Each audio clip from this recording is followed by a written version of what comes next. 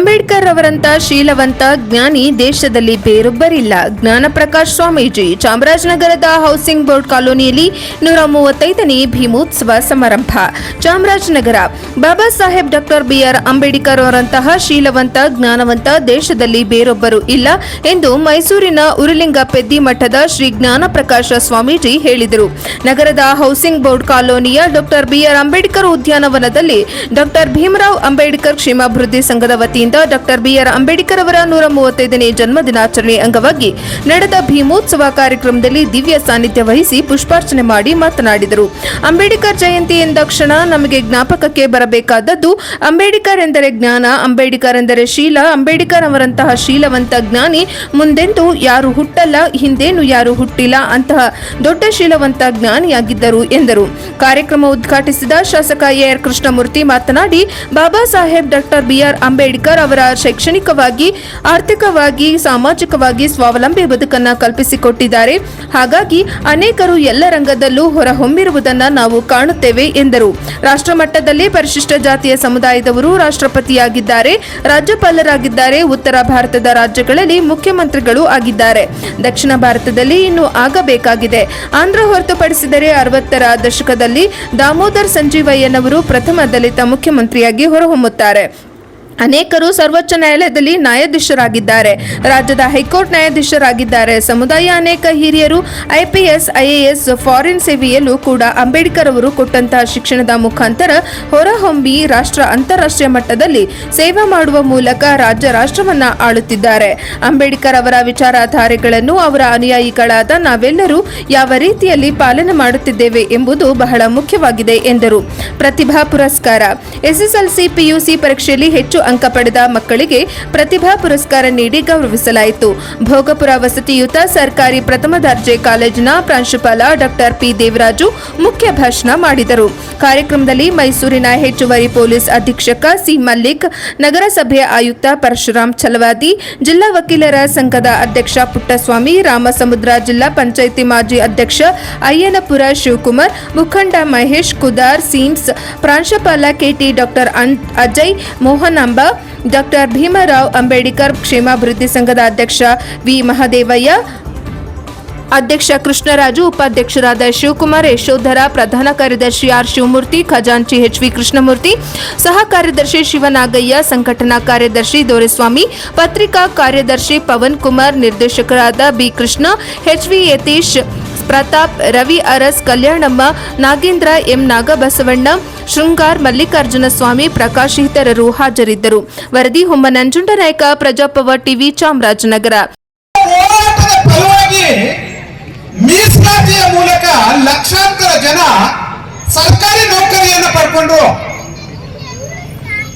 ನನ್ನ ಹೋರಾಟದ ಫಲವಾಗಿ ಲಕ್ಷಾಂತರ ಜನ ರಾಜಕಾರಣಿಗಳು ಸೃಷ್ಟಿಯಾದ್ರು ಈ ದೇಶದಲ್ಲಿ. ಈ 3 ಜನ ನನ್ನನ್ನ ಅರ್ಥ ಮಾಡಿಕೊಂಡು ನನ್ನ ಆಸೆಯನ್ನ ಈಡೇರಿಸ್ತಾರೆ ಅಂತ ನಾನು ಅಂದ್ಕೊಂಡಿದ್ದೆ. ಇವರೆಲ್ಲರೂ ಸೇರ್ಕೊಂಡು ನನಗೆ ಮೋಸ ಮಾಡಿದ್ರು. ಏನ್ ಬರೀತಾರೆ ಅವರು ಅಂತಂದ್ರೆ, ಹೇಳ್ತಾರೆ ನಾನಕ್ಚಂದ್ರ ರತ್ತುಗೆ ಅಂತಂದ್ರೆ, ಇವರೆಲ್ಲ ಸೇರ್ಕೊಂಡು ನನ್ನ ಬೆನ್ನಿಗೆ ಚೂರಿ ಹಾಕ್ಬಿಟ್ರು ಅಂತ ಬಾಬಾ ಸಾಹೇಬ್ ಹೇಳ್ತಾ ಶಪಿಸ್ತಾರೆ ಈ 3 ವರ್ಗವನ್ನ. ರಾಜಕಾರಣಿಗಳು, ಮೀಸಲಾತಿ ಪಡ್ಕೊಂಡಂತ ನೌಕರರನ್ನ, ವಿದ್ಯಾವಂತರನ್ನ ಶಪಿಸ್ತಾರೆ ಬಾಬಾ ಸಾಹೇಬ್ರು. ನನ್ನ ವಿಮೋಚನಾ ಚಳುವಳಿಯನ್ನ ಇವರು ಮುನ್ನಡೆಸಲಿಲ್ಲ ಅಂತೇಳಿ ನನ್ನ ಬೆನ್ನು ಚೂರಿ ಹಾಕಿದ್ರು ಅಂತಾರೆ ಬಾಬಾ ಸಾಹೇಬ್ರು. ಕೊನೆಗೆ ಸಾವಿಸ್ಕೊಂಡು ನಾನಕ್ಚಂದ್ರ ಹತ್ತುಗೆ ಹೇಳ್ತಾರೆ, ಹೋಗಿ ನಾನಕ್ಚಂದ್ರ ಹತ್ತು ಎದುರ್ಕೋಬೇಡ, ನೀನು ಎದುರ್ಕೋಬೇಕಾಗಿಲ್ಲ, ನನ್ನ ಕೈನಲ್ಲಿ ಈ ಕೋಲಿದೆ ಎತ್ ನಿಂತ್ಕೋತಾರೆ ಬಾಬಾ ಸಾಹೇಬ್ರು. ನನ್ನ ಕೈನಲ್ಲಿ ಈ ಕೋಲಿದೆ.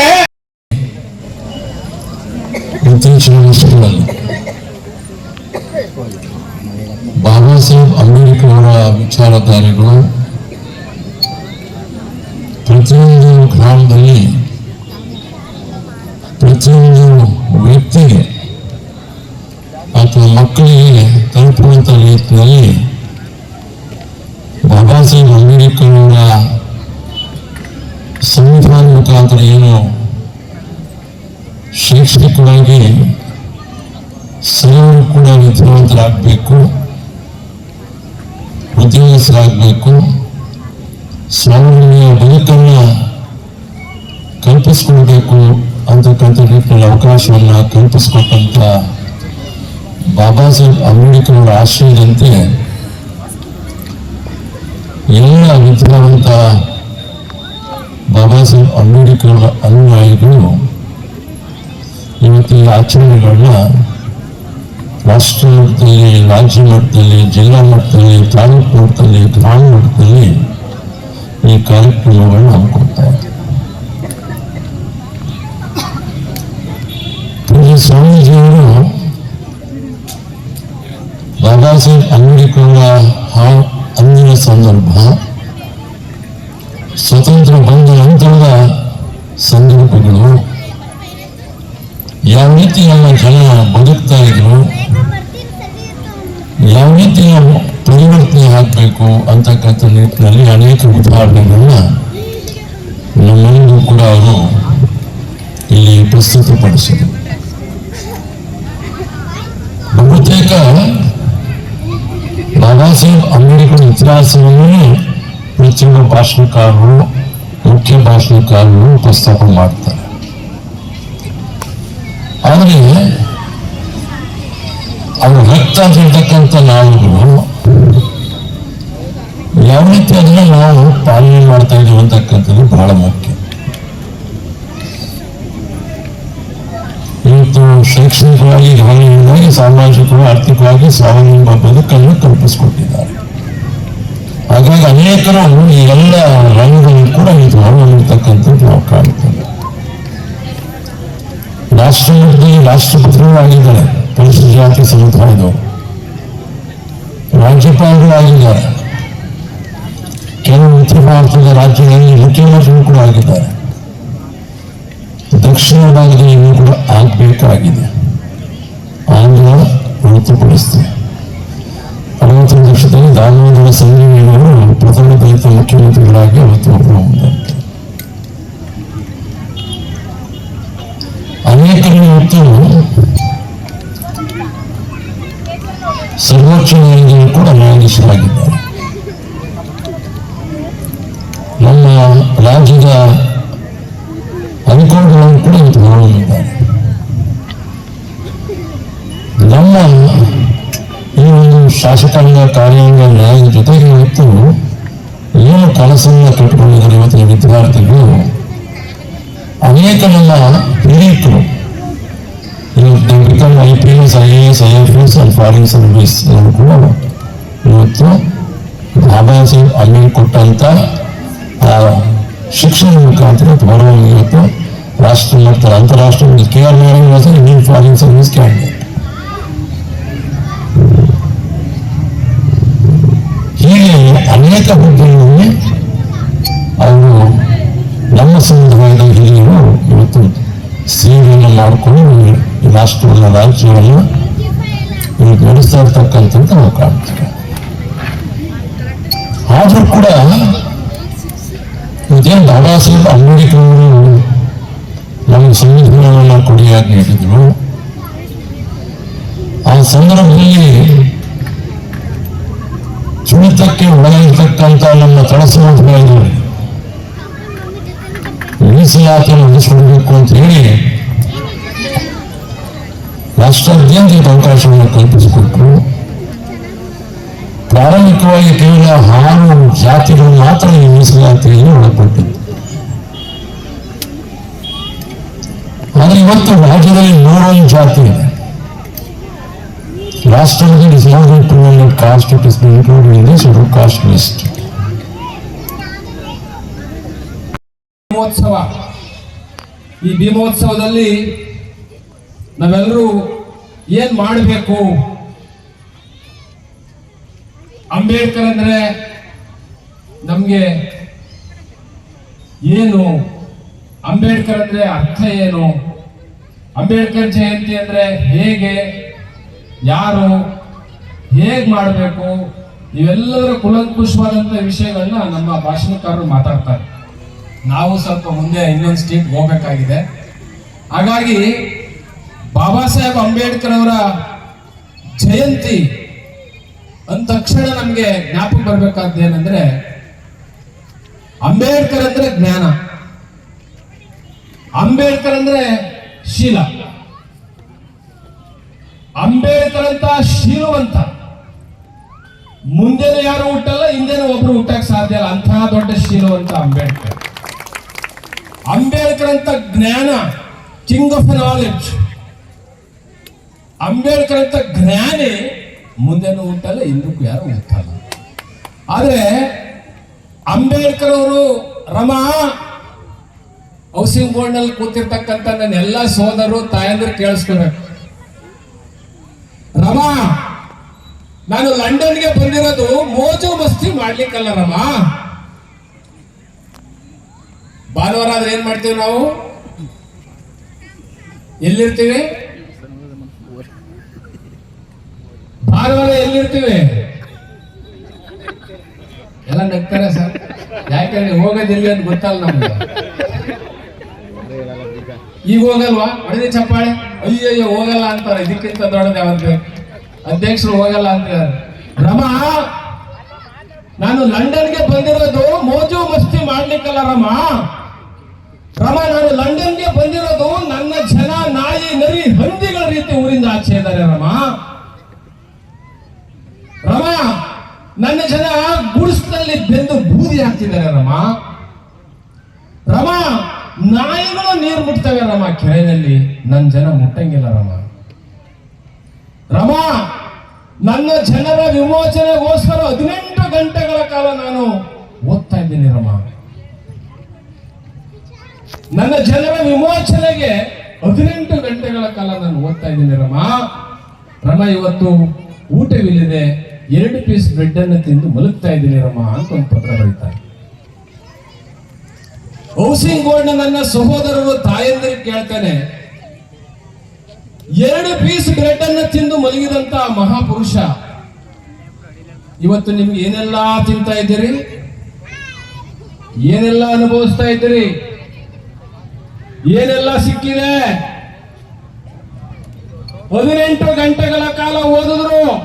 ಈಗ ಕೈ ಎತ್ತಿ, ನೀವು ನಿಮ್ಮ ಮಕ್ಕಳನ್ನ 5 ತಾಸು ಓದಿಸ್ತಾ ಇದ್ದೀವಿ ಸ್ವಾಮಿ ಅನ್ನೋರು ಕೈ ಎತ್ತಿ. 5 ತಾಸು, 5 ಅವರ್, 5 ಅವರ್ಸ್.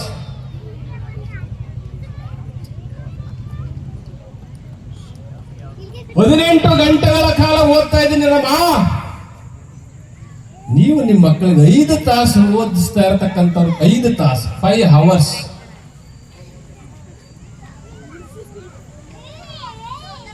ಯಾರ ಜಯಂತಿಯನ್ನ ಮಾಡ್ತಾ ಇದ್ದೀವಿ? ಯಾರ ಜಯಂತಿಯನ್ನ ಮಾಡ್ತಾ ಇದ್ದೀವಿ ನಾವು?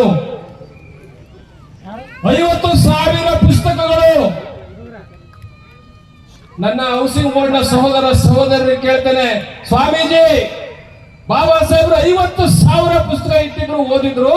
ನಮ್ಗಷ್ಟು ಯೋಗ್ಯತೆ ಇಲ್ಲ ಸ್ವಾಮೀಜಿ, ನಾನು 5,000 ಪುಸ್ತಕವನ್ನು ಇಟ್ಟಿದ್ದೇನೆ, 5,000 ಪುಸ್ತಕವನ್ನು ಓದಿದ್ದೀನಿ ಅನ್ನೋರು ಕೈ ಎತ್ತಿ.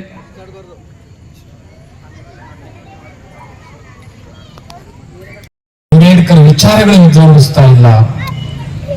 ಅಂಬೇಡ್ಕರ್ ಅವರ ವಿಚಾರಗಳು ಬೀಜಗಳಲ್ಲಿ ವಿಜೃಂಭಿಸ್ತಾ ಇದೆ, ಡ್ಯಾನ್ಸ್ ಗಳಲ್ಲಿ ವಿಜೃಂಭಿಸ್ತಾ ಇದೆ, ಡ್ರಿಂಕ್ಸ್ ಗಳಲ್ಲಿ ಕುಡಿದು ರೋಡಲ್ಲಿ ಬಿದ್ದು ಮೋರಲ್ಲಿ ಬಿದ್ದು ವಿಜೃಂಭಿಸ್ತಾ ಇದೆ. ಅಂಬೇಡ್ಕರ್ ವಿಚಾರಗಳು ಎಲ್ಲಿ ವಿಜೃಂಭಿಸಬೇಕಾಗಿತ್ತು? ಅಂಬೇಡ್ಕರ್ ವಿಚಾರಗಳು ಯಾವ ಜಾಗದಲ್ಲಿ ಮೊಳಕೆ ಹೊಡಿಬೇಕಾಗಿತ್ತು? ಹೇಗೆ ಅಂಬೇಡ್ಕರ್ ಅವರನ್ನು ಅರ್ಥ ಮಾಡ್ಕೊಂಡಿದ್ದೇವೆ? ಹೇಗೆ ಅಂಬೇಡ್ಕರ್ ಅರ್ಥ ಮಾಡ್ಕೊಳ್ಳೋದು? 1949 ನವೆಂಬರ್ 25 ಒಂದು ಪ್ಯಾಂಟ್ ಅನ್ನು ಹಾಕ್ತಾರೆ. ಒಂದು ಕುರ ಎಡಗಡೆ ಇರ್ತಕ್ಕಂಥ ಕುರ ಓಪನ್ ಆಗ್ಬಿಡುತ್ತೆ, ಒಂದು ಪ್ಯಾಂಟ್ ರಕ್ತ ಹಚ್ಚೋಗುತ್ತೆ. ಸವಿತಾ ಇನ್ನೊಂದು ಪ್ಯಾಂಟ್ ಹಾಕ್ತಾಳೆ, ಅದಕ್ಕೂ ರಕ್ತ ಆಗ್ಬಿಡುತ್ತೆ. ಕೊನೆಗೆ ಇಷ್ಟಪ್ಪ ಕಾಟನ್ ಅನ್ನ ಉಂಡೆ ಕಟ್ಕೊಂಡು ಆ ಜಾಗಕ್ಕೆ ಗಿಡಕ್ಕೆ ಹೋಗ್ತಾರೆ, ಹೊಳ ಹೊರಟೋಗುತ್ತೆ.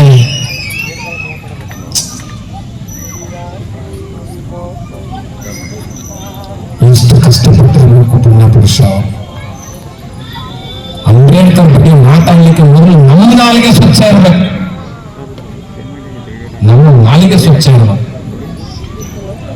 ಇಷ್ಟು ದಪ್ಪ ಕಾಟನ್ ಹೋಗುತ್ತೆ ಆ ಜಾಗಕ್ಕೆ. ಆ ಇನ್ನೊಂದು ಪಾಠನ ಬದಲಾಯಿಸಿಕೊಂಡು ಸಂವಿಧಾನದ ಸಭೆಗೆ ಹೋಗಿ ಸಂವಿಧಾನವನ್ನು ಸಬ್ಮಿಷನ್ ಮಾಡಿ ಅದ್ಭುತವಾದಂತಹ ಸಂವಿಧಾನದ ಬಗ್ಗೆ ಭಾಷಣವನ್ನು ಅವತ್ತು ಮಾಡ್ತಾರೆ. ದ ಲಾಸ್ಟ್ ಡಿಬೇಟ್ ಕಾನ್ಸ್ಟಿಟ್ಯೂಷನ್ ಅವತ್ತಿನ ಸಬ್ಮಿಷನ್ ಇತ್ತು, ಸಂವಿಧಾನವನ್ನು ಅರ್ಪಣೆ ಮಾಡ್ತಕ್ಕಂಥದ್ದು.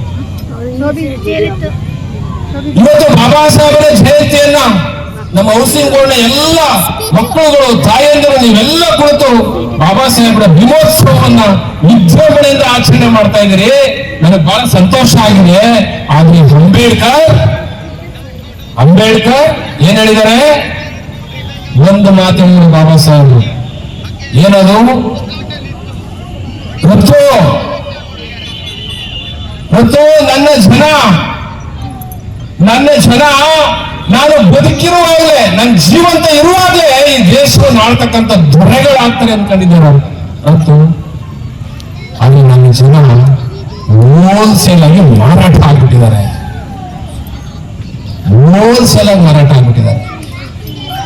ಮಾರಾಟ ಆಗುವ ಜನ ಬಾಬಾ ಸಾಹೇಬರಿಗೆ ಮಾತನಾಡಲಿಕ್ಕಲ್ಲ, ಹೆಸರು ಇಲ್ಲ. ತನ್ನ ಸ್ವಂತ ಮಗನ ಸಾವನಲ್ಲೂ ಬಾಬಾ ಸಾಹೇಬರು ಎಲ್ಲೂ ಕೈ ಹೊಂದಿಲ್ಲ. I am not to compromise, I am not to purchase. ಬಾಬಾ ಸಾಹೇಬರ ಜಯಂತಿ ಹುಟ್ಟಿನ ಮನುಷ್ಯ ಸರ್ದಾರ್ ವಲ್ಲಭಾಯ್ ಪಟೇಲ್, ಮಿಸ್ಟರ್ ಅಂಬೇಡ್ಕರ್. ನಿಮ್ಮ ಜನರಿಗೆ ಎರಡು ಒಡ್ಡಕ್ಕಂತಂದ್ರೆ ಗಾಂಧಿ ಉಪವಾಸ ಕೂತಿದ್ರೆ ಅವ್ರು ಸತ್ರೆ ನಿಮ್ಮ ಇಡೀ ಕಾಲನೇ ಸುತ್ತಬಿಡ್ತೀವಿ ಅಂತ ಧಮಕಿ ಕೊಟ್ಟಾಗ ಇದೇ ಭೀಮೋತ್ಸವ ಆಚರಣೆ ಮಾಡ್ತಾರಲ್ಲ ನೀವು, ಆ ಭೀಮೋತ್ಸವದ ಮಹಾನಾಯಕ ಅಂಬೇಡ್ಕರ್ ಹೇಳ್ತಾರೆ, ಮಿಸ್ಟರ್ ಪಟೇಲ್ ಎದುರುಗಡೆ ಕಾಣ್ತಕ್ಕಂಥ ಲೈಟ್ ಕಂಬಕ್ಕೆ ನನ್ನನ್ನು ನೇಣಾಕು ಅಂತ ಹೇಳು, ನಾನು ನೇಣಾಕೊಂಡ್ಬಿಡ್ತೇನೆ ಹೊರತು ನನ್ನ ಜನರ ಹಕ್ಕು ಮತ್ತು ಅಧಿಕಾರವನ್ನು ಯಾವತ್ತೂ ಮಾರಾಟ ಮಾಡೋದಿಲ್ಲ. ನಾಟಕ ಪರ್ಚೇಸ್ ಅಂತ ನೀವು ಯಾರ ಭೀಮೋತ್ಸವವನ್ನು, ಯಾರ ಜಯಂತಿಯನ್ನು ಮಾಡ್ತಾ ಇದ್ದೀನಿ ಅಂತಕ್ಕಂಥದ್ದು ಬಹಳ ಎಚ್ಚರಿಕೆ ಪ್ರಜ್ಞೆಯನ್ನು ಹೌಸಿಂಗ್ ನನ್ನ ಜನ ಅರ್ಥ ಮಾಡ್ಕೋಬೇಕು. ಯಾಕೆ ಈ ಮಾತನ್ನು ಹೇಳ್ತಾ ಇದ್ದೀನಿ ಅಂದ್ರೆ, ಬಾಬಾ ಸಾಹೇಬರು ನಿಮಗೆ ಇವತ್ತೇನು ಎಲ್ಲರೂ note, seat, boot, coat, note, TP, ZP, MP, MLA ಏನೆಲ್ಲ ಅನುಭವಿಸ್ತಾ ಇದ್ದೀವಲ್ಲ,